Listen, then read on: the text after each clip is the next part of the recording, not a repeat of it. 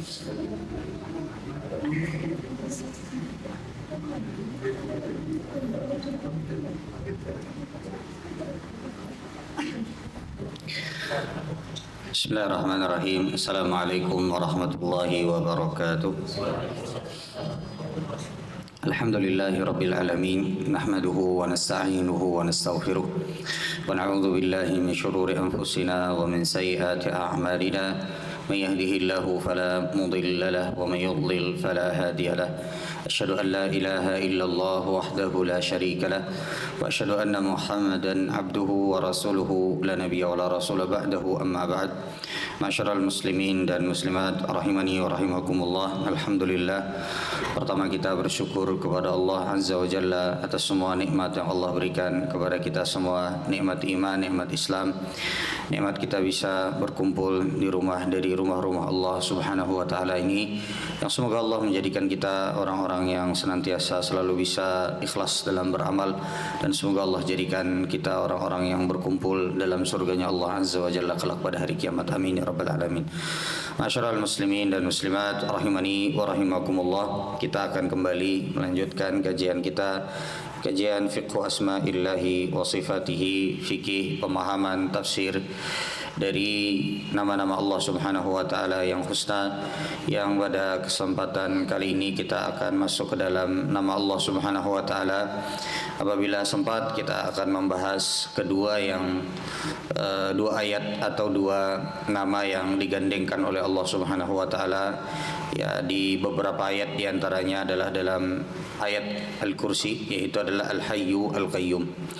Al-Hayyu Al-Qayyum ini juga banyak disebut di dalam doa-doa Nabi SAW. Kemudian juga Al-Hayyu Al-Qayyum ini adalah salah satu atau dua dari nama-nama Allah Subhanahu wa taala yang husna, yang disebutkan dalam beberapa ayat, diantaranya adalah ayat yang paling agung di dalam Al-Quran, yang mana Al-Hayyu artinya adalah maha hidup, Al-Qayyum artinya adalah yang maha mengurusi yang lain, yang maha mengurusi, yang maha mengatur, maha mengurus. Ya. Sebelum kita masuk ke dalam makna Al-Hayyu Al-Qayyum, maka kita semua tahu bahwa Nabi SAW dalam sebuah hadis yang diriwayatkan oleh Imam Muslim, Rasulullah bersabda, Rasulullah berkata kepada Ubay bin Ka'ab radhiyallahu taala anhu, salah seorang sahabat Nabi yang direkomendasikan oleh Nabi SAW, bacaan Al-Qur'annya adalah yang terbaik dari umatnya Nabi Muhammad SAW. Jadi sahabat Nabi yang bernama Ubay bin Ka'ab. Ubay bin Ka'ab. Jadi Ubay bin Ka'ab pernah suatu ketika ditanya oleh Nabi SAW, dan Nabi sering kalau mengajarkan sesuatu itu beliau bertanya untuk mengambil perhatian orang yang ingin diajarkan oleh Nabi SAW. Makanya Rasulullah SAW sering bertanya, atadruna manil muflis, apakah kalian tahu tentang siapa orang yang merugi? Kemudian juga pertanyaan-pertanyaan yang lain yang membuat para sahabat Nabi yang mendengar apa yang ingin disampaikan oleh Nabi SAW itu, ya, mereka memperhatikan. Maka Nabi SAW bertanya kepada Ubay bin Ka'ab, ya Abul Mundir. Jadi Ubay bin Ka'ab itu kunyah beliau adalah Abul Mundir. Ya. Atadri ayyu ayatin fi kitabillahi ma'aka a'zam? Apakah engkau tahu, apakah engkau bisa menyebutkan ayat apa yang terdapat di dalam Al-Quran? Karena Ubay bin Ka'ab ini hafal, ya, termasuk sahabat Nabi SAW yang ta'alluq atau yang ikatan dengan Al-Qurannya kuat. Makanya bacaannya direkomendasikan oleh Nabi SAW. Ya, makanya Rasulullah bertanya kepada Ubay bin Ka'ab, wahai Ubay bin Ka'ab, apakah engkau tahu, apakah engkau bisa menyebutkan mana dari firman Allah Subhanahu wa taala, ayat yang engkau hafal dari sekian hafalanmu, mana ayat yang paling agung di dalam Al-Quran? Jadi Al-Quran itu secara keseluruhannya agung.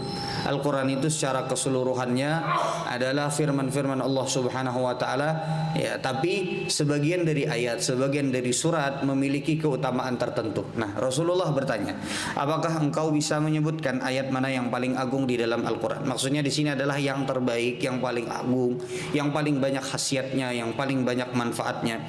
Maka kemudian qala qultu Allahu wa rasuluhu a'lam. Lalu dahulu Ubay bin Ka'ab mengatakan, ini di antara adabnya para sahabat Nabi, kalau ditanya sama Rasulullah Sallallahu Alaihi Wasallam, kebanyakan dari mereka nggak langsung jawab, tapi mereka mengatakan Allah wa Rasuluhu a'lam, Allah dan Rasulnya lebih tahu.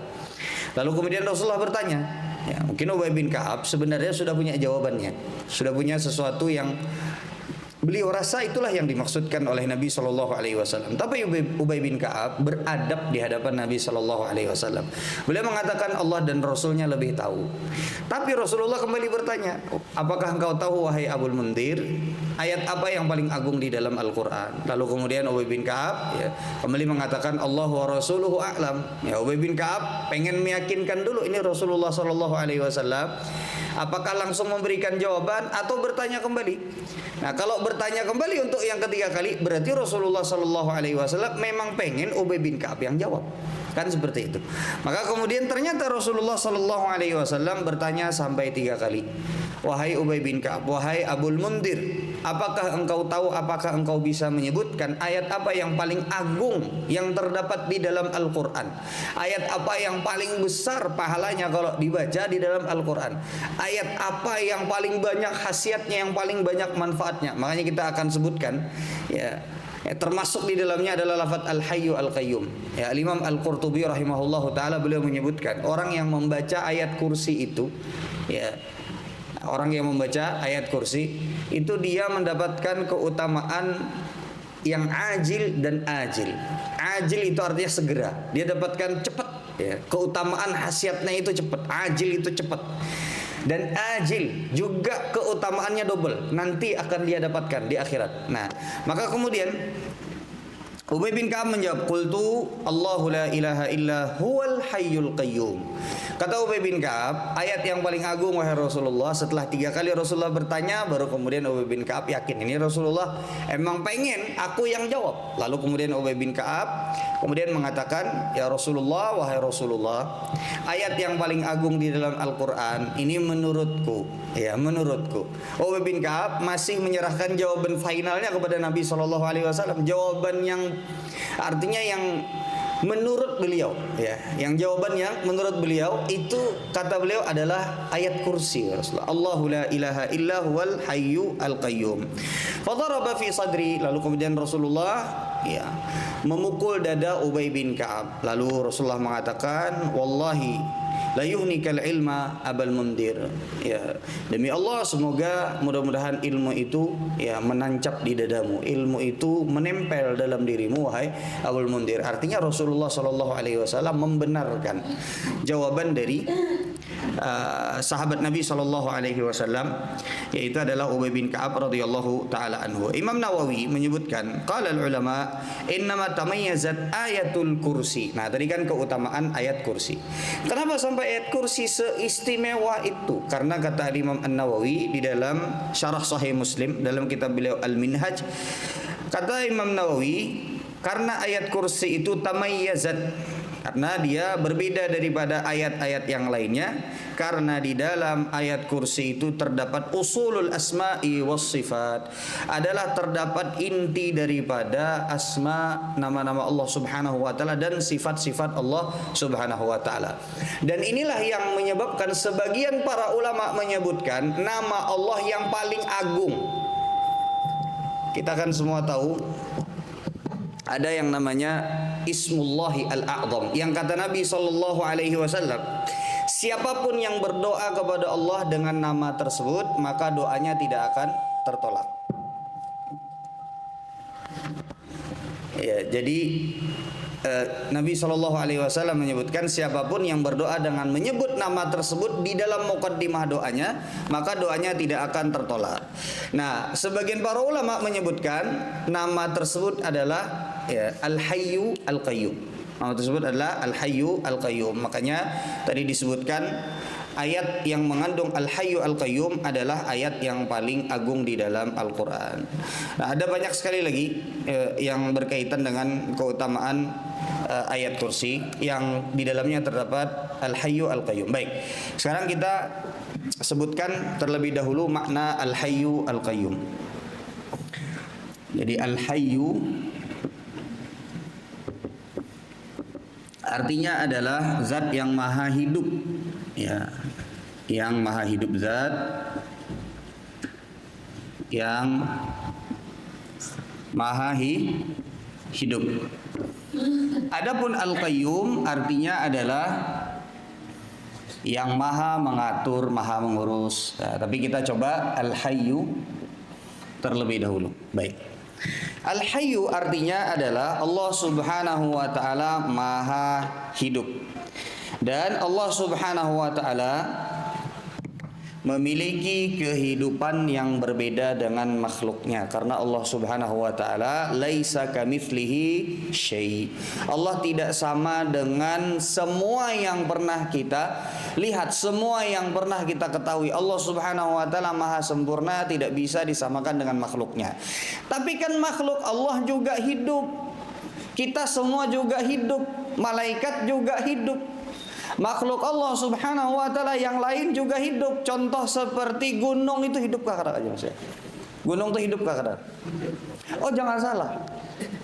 Gunung itu juga hidup. Makanya Nabi Shallallahu alaihi wasallam menyebutkan di dalam sebuah hadis terkait dengan gunung Uhud. Cuman kita nggak tahu hidupnya bagaimana. Makanya tadi kita sebutkan makhluk itu memiliki kehidupan yang berbeda-beda. Ini pondasi pertamanya ya. Ini makhluk ini penting, memiliki kehidupan yang berbeda, yang berbeda-beda. Makanya di dalam hadis Nabi Shallallahu Alaihi Wasallam itu disebutkan ketika Rasulullah Shallallahu Alaihi Wasallam berada di Gunung Uhud.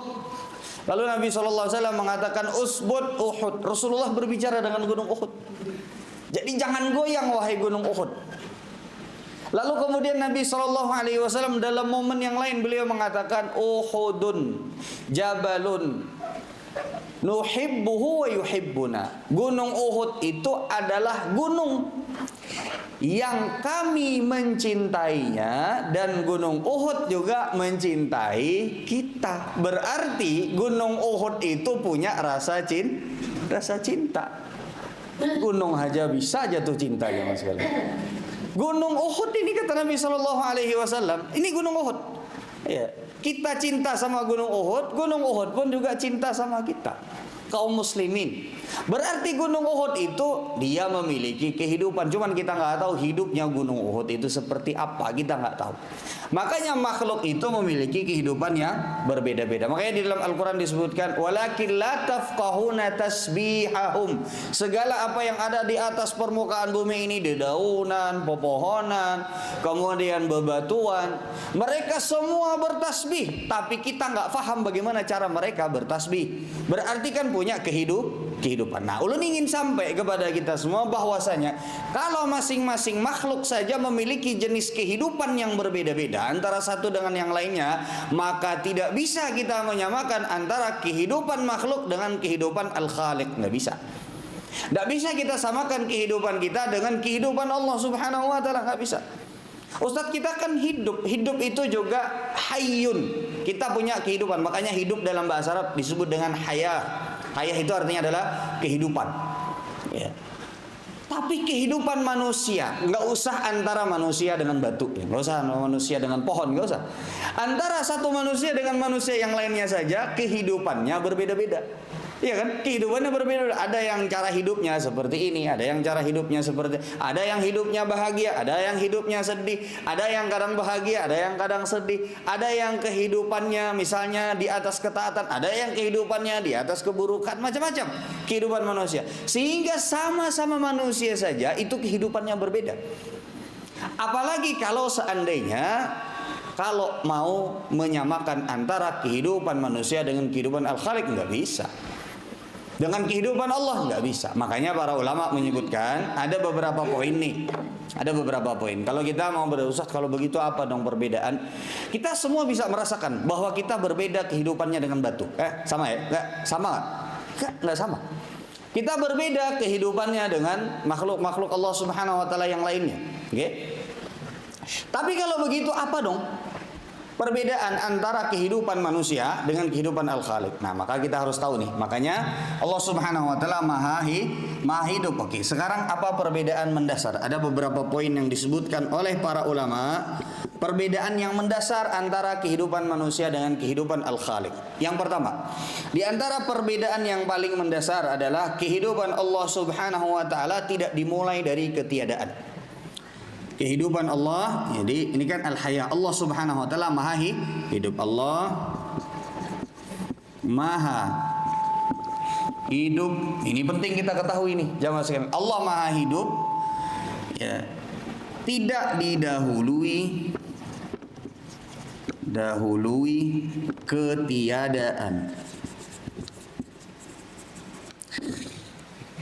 Allah Subhanahu wa taala maha hidup dan tidak pernah mati. Sedangkan makhluk Allah Subhanahu wa taala memulai kehidupan dari ketiadaan. Kita semua dulunya tidak ada. Kita semua dulunya, ya, kita berapa tahun hidup? Misalnya ada yang 40 tahun, 50 tahun. Sebelum 40-50 tahun kita lahir, kita ada nggak hidup di dunia? Nggak ada. Tapi Allah Subhanahu wa taala sebelum seluruh apa yang kita saksikan dari alam semesta ini ada, Allah Subhanahu wa taala itu sudah ada, dan tidak ada momen, tidak ada saat, tidak ada masa di mana Allah itu tidak ada. Bisa dimengerti sampai sini? Dan nah ini ya, Allah Subhanahu wa taala maha hidup, tidak didahului dengan ketiadaan. Sedangkan makhluk, ya, semua makhluk Allah Subhanahu wa taala, bahkan para malaikat sekalipun. Ya, bahkan para malaikat sekalipun. Allah maha hidup tidak didahului ketiadaan. Sedangkan makhluk Allah Subhanahu wa taala, bahkan makhluk yang paling kuat sekalipun di antaranya adalah para malaikat Allah Subhanahu wa taala. Ya, la yafturun, mereka itu bertasbih beribadah kepada Allah, disebutkan dalam Al-Qur'an la yafturun, mereka tidak pernah capek. Berarti kan kuat banget tuh para malaikat Allah Subhanahu wa taala. Ada yang diperintahkan beribadah kepada Allah Subhanahu wa taala sepanjang semasa hidupnya hanya untuk beribadah kepada Allah Subhanahu wa taala. Ini para malaikat Allah kuat. Berbeda dengan kita. Adalah kuat kita hidup nih 24 jam beribadah seberat. Enggak ada jamaah sekalian, enggak bisa. Sedangkan para malaikat Allah Subhanahu wa taala termasuk makhluk Allah Subhanahu wa taala, mereka memulai kehidupan mereka dari ketiadaan. Ada? Bisa dimengerti supaya kita ini sadar jamaah sekalian bahwa kita ini dulunya tidak ada. Ngapain mau sombong, ngapain mau kita seolah-olah seperti toh nanti juga kita akan kembali kepada ketiadaan. Sudah? Bisa dimengerti? Ya, Allah maha hidup, tidak didahului ketiadaan, sedangkan makhluk, ya, didahului ketiadaan. Nah, ini satu. Yang kedua, di antara pondasi, di antara poros, ya, di antara poros perbedaan antara kehidupan Al-Khaliq, kehidupan Allah Subhanahu wa taala dengan kehidupan manusia atau dengan kehidupan makhluk adalah, ya, kehidupan atau Allah Subhanahu wa taala, ya, ya bisa, ya, kehidupan Allah maha sempurna, ya, maha sempurna. Sedangkan kehidupan makhluk itu tidak sempurna, penuh dengan kekurangan, ya, penuh dengan segala sesuatu yang menyakitkan. Kehidupan makhluk penuh dengan ujian. Kehidupan bahkan saat bahagia sekalipun mereka diuji oleh Allah Subhanahu wa taala. Saat bahagia sekalipun itu ternyata ujian dari Allah Subhanahu, bukan cuma saat sedih saja. Makanya kehidupan makhluk ini tidak sempurna. Ya, kehidupan Allah maha sempurna, kehidupan makhluk. Ini perbedaan antara kehidupan Allah dengan kehidupan makhluk. Kehidupan makhluk, ya, penuh kekurangan. Nah, dan kehidupan makhluk tidak ada yang sempurna. Tapi apapun yang dialami oleh makhluk dari ketidaksempurnaan hidupnya, maka Allah Subhanahu wa taala mengharuskan kita untuk menerima segala apa yang sudah ditakdirkan oleh Allah Subhanahu wa taala. Karena hidup itu nggak ada. Makanya jamaah sekalian, rahimani wa rahimakumullah, di antara fungsi faedah kita ini belajar nama-nama Allah Subhanahu wa taala yang husna, Al-Hayyu. Allah Maha sempurna kehidupannya. Karena kita juga harus tahu bahwa yang namanya kehidupan makhluk itu nggak ada yang sempurna. Pasti akan dipenuhi dengan ujian, pasti akan dipenuhi dengan segala sesuatu yang bisa jadi menyakitkan, kadang sakit, kadang sedih. Ya, bahkan tadi kita sebutkan dalam waktu bahagia saja itu ternyata adalah ujian dari Allah Subhanahu wa taala. Bahkan ada orang yang nggak lolos ujian dalam keadaan bahagia, tapi kadang bisa jadi lolos dalam ujian kesedihan. Dia bahagia nggak bisa lolos. Makanya jamaah sekalian, rahimani wa rahimakumullahu jami'an. Jadi para ulama menyebutkan ya Mas. Para ulama menyebutkan. Jadi kenikmatan tertinggi adalah ketika seseorang itu bisa menerima seluruh takdir dan ketentuan Allah. Itu kenikmatan tertinggi. Itulah yang disebut dengan al-qanaah. Kalau orang sudah sampai kepada tingkatan tersebut, itu sudah ya, kehidupan yang paling bahagia itu ketika di dalam hatinya terdapat qanaah. Mau hendak kayak apakah? Pokoknya dia menerima takdir Allah Subhanahu wa taala, itu yang paling bahagia. Karena dia tahu Al-Hayyu, kehidupan yang sempurna itu hanya milik Allah Subhanahu wa taala. Jadi kita ini enggak ada yang sempurna. Jadi jangan berharap hidup kita ini sempurna. Enggak bisa. Ya, karena kita bukan Tuhan, karena kita bukan Allah Subhanahu wa taala. Jadi ya wajar saja kalau kehidupan kita ini enggak sempurna, penuh warna. Ya.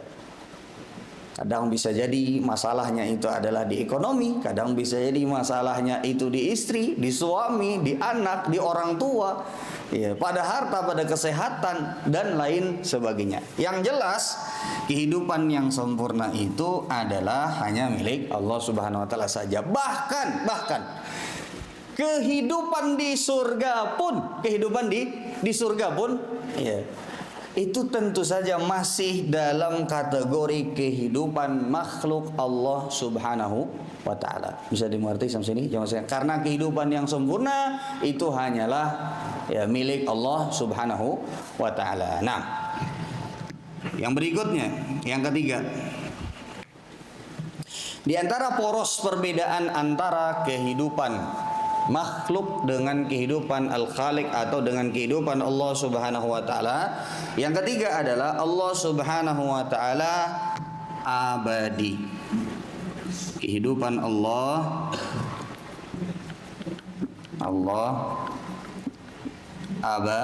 abadi.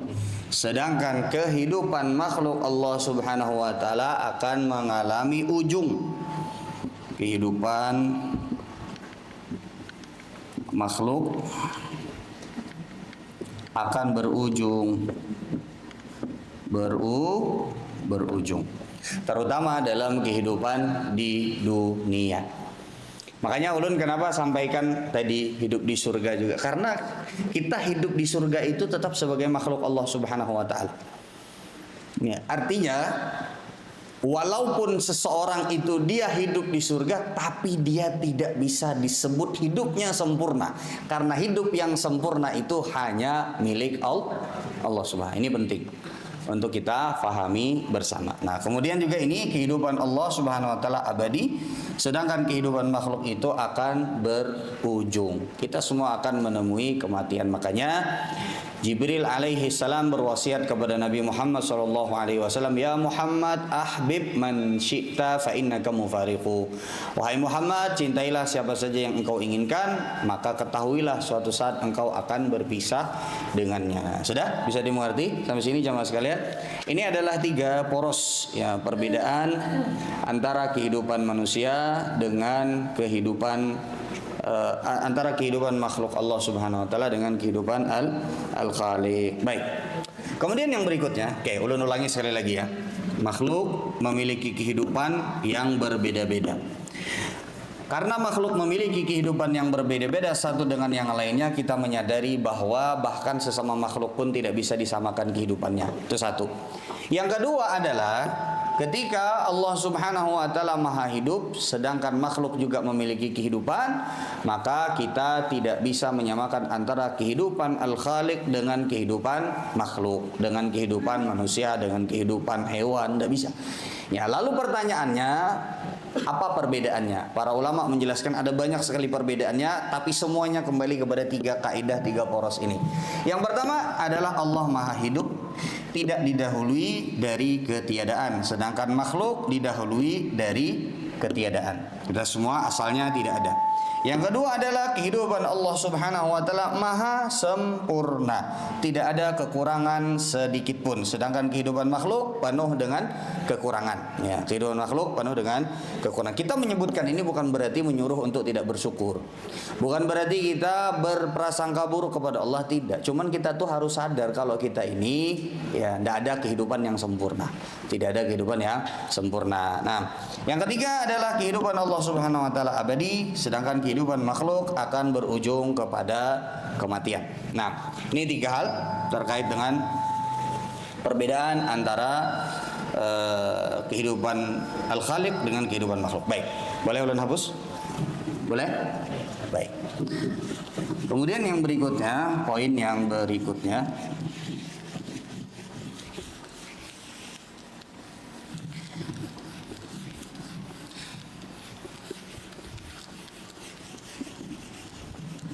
jemaah sekalian rahimani wa rahimakumullah. Jadi ada beberapa faidah yang disebutkan oleh para ulama. Kenapa Allah Subhanahu wa taala, kita belajar dari nama Allah Subhanahu wa taala Al-Hayyu. Kenapa nama Allah Subhanahu wa taala Al-Hayyu?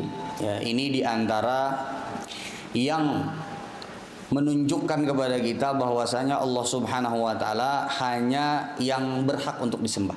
Di Al-Hayyu ini kata para ulama yang maha hidup, ini menunjukkan bahwa hanya Allah yang berhak untuk disembah. Kenapa? Ya. Kenapa nama Allah Al-Hayyu ya, pondasi, sebagai pondasi yang menunjukkan hanya Allah yang berhak disembah. Allah yang berhak disembah. Jadi yang disembah di dunia itu banyak jemaah sekalian. Tapi yang berhak disembah hanya Allah Subhanahu wa taala. Yang disembah di dunia ini ada banyak. Ada yang nyembah patung, ada yang nyembah berhala, ada yang nyembah nabi, ada yang nyembah malaikat, ada yang nyembah matahari. Tapi semuanya makhluk Allah, tapi semuanya ciptaan Allah. Yang berhak untuk disembah cuma apa?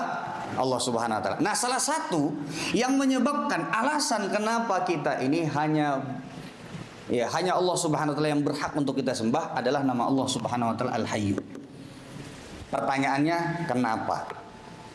Jawabannya yang pertama. Ya, jawabannya yang pertama, satu. Karena yang maha hidup, ya, karena yang maha hidup dan tidak, ini pondasinya ya, yang tidak pernah mati, ya, yang tidak pernah mati, yang kehidupannya tidak diawali dari ketiadaan, ya, adalah karena yang maha hidup dan tidak pernah mati. Bentar.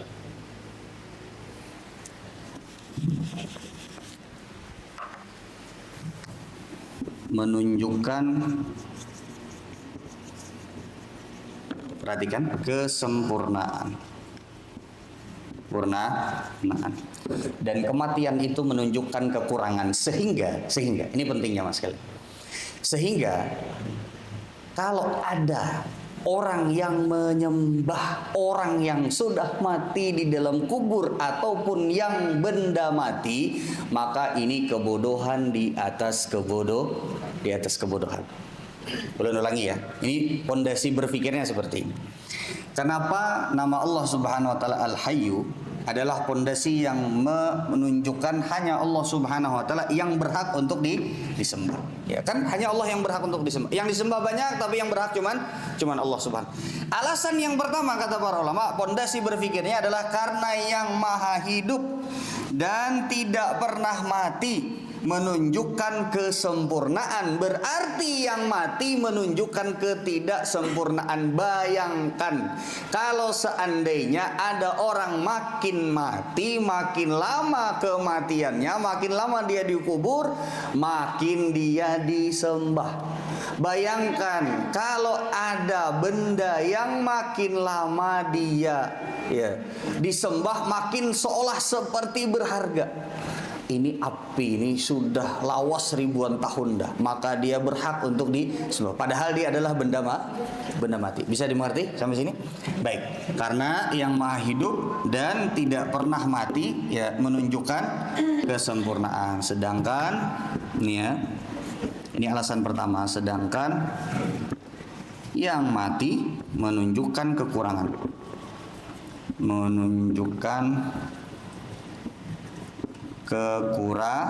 Kekurangan. Jadi tidak berhak untuk disembah. Jadi tidak berhak disembah. Bahkan kalau dia adalah seorang nabi sekalipun.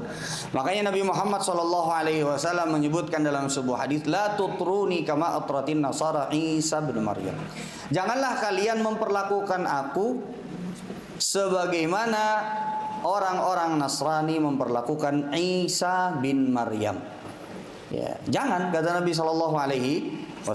Nah, ya makanya tadi tidak berhak disembah. Bahkan kalau seandainya dia adalah seorang nabi sekalipun. Makanya jemaah sekalian, yang menarik adalah ini diantara godaan syaitan ya. Yang menarik adalah semakin orang itu mati, semakin orang itu dia habis umurnya, maka biasanya akan semakin lama itu akan semakin besar. Makanya ada ulun pernah membaca sebuah kitab yaitu diskusi antara atau bisa dibilang ini perdebatannya antara orang-orang yang menyembah kubur dengan sebagian para ulama. Kata para penyembah kubur bahwasanya wali-wali Allah Subhanahu wa taala itu hidup. Wali-wali Allah itu hidup meskipun jasadnya ada di dalam kubur. Nah, jadi seperti itu. Mereka berdalil dengan yang menyebutkan bahwasanya orang-orang yang mati di jalan Allah Subhanahu wa taala itu terlihat mati tapi mereka sebenarnya adalah hidup. Tapi kan sebenarnya dalam hukum dunia mereka itu disebut sebagai orang yang mati. Makanya kemudian para ulama menyebutkan bantahannya adalah bahwa kalau seandainya mereka masih dihukumi sebagai orang yang hidup, kalau seandainya mereka dihukumi sebagai orang yang hidup, berarti secara hukum fikih harta warisannya nggak boleh dibagi. Berarti secara hukum fikih, mereka masih wajib sholat karena masih hidup. Kayak apa? Bayangkan amun mayat bangun mati sholat, nggak bisa. Berarti kalau seandainya dia dianggap hidup di dalam kuburnya, maka berarti tadi kan harta warisannya nggak boleh dibagi, kemudian dia juga wajib sholat, dia juga wajib puasa, wajib yang menarik adalah ada perkataan. Jadi berarti wajib kita untuk membangunkan mereka untuk sholat. Kayak apa Ben?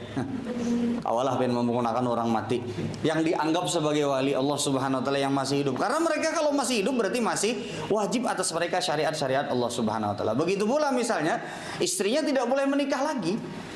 Kenapa? Karena secara hukum misalnya ini wali Allah nih, ini masih hidup di dalam kuburan, berarti istrinya tidak boleh menikah lagi, tidak ada iddahnya.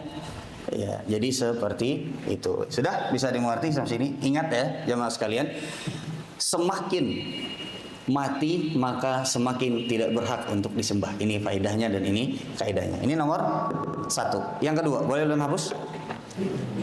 Boleh hapus? Karena banyak di antara kita yang terbalik. Semakin lama mati, semakin misalnya benda itu ya semakin lama semakin berkarat. Biasanya akan menjadi benda keramat. Nah, jadi seperti itu.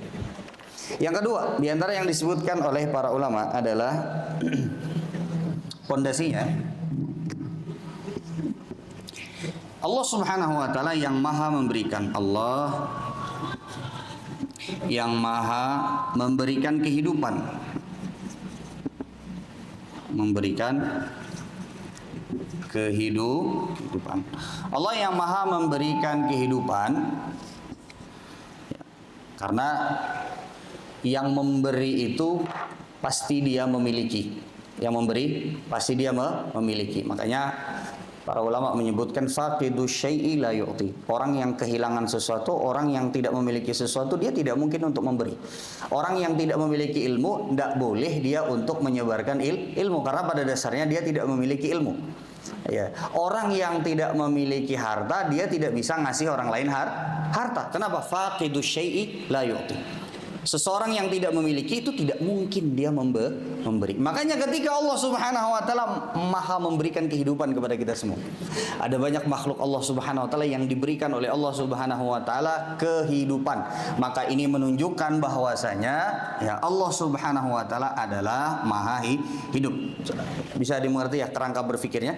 Bisa kita tangkap. Allah yang maha memberikan kehidupan. Lalu kemudian ya, karena pada pondasinya ya, yang tidak memiliki tidak mungkin memberi. Yang tidak memiliki tidak bisa memberi. Bisa memberi. Ustaz, bisa Ustaz saya berhutang. Bisa memberi orang. Ya kalau pian berhutang itu berarti hutang duit itu sudah jadi milik pian. Berarti pian memiliki duit itu meskipun nanti ujungnya akan dikembalikan lagi. Tapi ketika pian berhutang itu sudah jadi milik pian. Bisa pian kasihkan kepada orang. Itu pun berarti pian sudah memiliki meskipun caranya berhutang. Bisa dimengerti? Sampai sini. Nah, yang tidak memiliki tidak bisa memberi. Ini menunjukkan bahwasanya Allah Subhanahu wa taala adalah yang maha sempurna kehidupannya. Sempurna kehidupannya. Sebagai bukti bahwa Allah Subhanahu wa taala yang ya, hanya Allah Subhanahu wa taala yang berhak untuk disembah. Baik. Kemudian yang berikutnya, sudah ya? Ini bisa dimengerti ya. Jadi ini intinya di sini. Yang tidak memiliki tidak mungkin bisa memberi. Orang yang memberi itu, ini kalau manusia, orang yang memberi adalah yang memiliki. Sehingga di sini kita bisa ambil kesimpulan ketika Allah memberikan banyak kehidupan kepada kita semua, kepada makhluk-makhluk Allah, Allah berikan kehidupan yang berbeda kepada para malaikat, kepada gunung, kepada manusia, kepada binatang, semuanya berbeda-beda. Ini menunjukkan bahwasanya Allah Subhanahu wa taala memiliki kehidupan yang sempurna. Baik. Belum hapus? Izin ya? Boleh? Baik. Kemudian yang berikutnya, di antara poin terkait dengan nama Allah Subhanahu wa taala Al-Hayyu. Kita tutup dengan ini. Habis ya waktu? Berapa menit lagi? Berapa? Habis? 5 menit. Baik. Di antara faedah terkait dengan Al-Hayyu adalah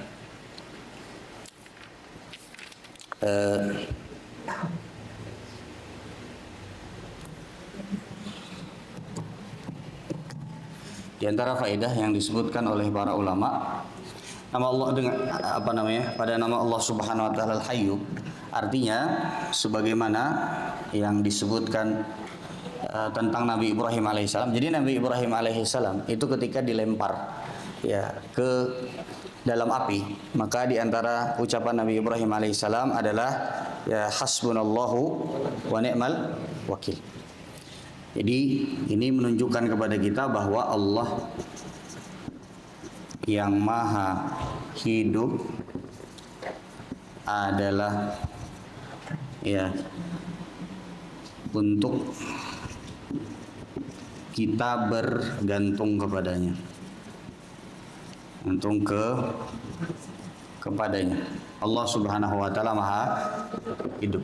Ya, bahkan ya para nabi Shallallahu Alaihi Wasallam itu dalam keadaan genting dan semakin genting keadaan, diantaranya Nabi Muhammad Shallallahu Alaihi Wasallam pada saat peperangan Uhud, beliau berdoa kepada Allah Subhanahu Wa Taala, menunjukkan betapa bergantungnya Nabi Muhammad Shallallahu Alaihi Wasallam kepada Allah Subhanahu Wa Taala. Jadi diantara faedahnya ketika kita mengetahui Allah Subhanahu Wa Taala Maha Hidup adalah kita bisa memahami semakin genting keadaan, semakin kita bergantung kepada Allah Subhanahu Wa Taala, karena Allah Maha Hidup. Jadi ini faedahnya, semakin genting, semakin sulit keadaan yang kita alami, semakin seharusnya kita bergantung kepada Allah. Semakin seharusnya kita bergantung kepada Allah. Jadi makin sulit keadaan, makin genting yang kita rasakan, makin terpuruk kita, makin susah keadaannya, harusnya makin kita bergantung kepada Allah. Makin kita nggak tahu apa yang harus kita lakukan, disitulah kita harus ingat bahwa Allah Subhanahu Wa Taala Al-Hayyu, Allah Maha Hidup, dan hanya kepada Allah lah kita bergantung. Baik, ini yang bisa ulun sampaikan pada kesempatan kali ini. Al-Qayyum insyaallah akan kita lanjutkan pada pertemuan-pertemuan yang akan datang. Kita tutup dan doa kafaratul majlis. Subhanakallahumma wa bihamdika asyhadu an la ilaha illa anta astaghfiruka wa atubu ilaik. Assalamualaikum warahmatullahi wabarakatuh.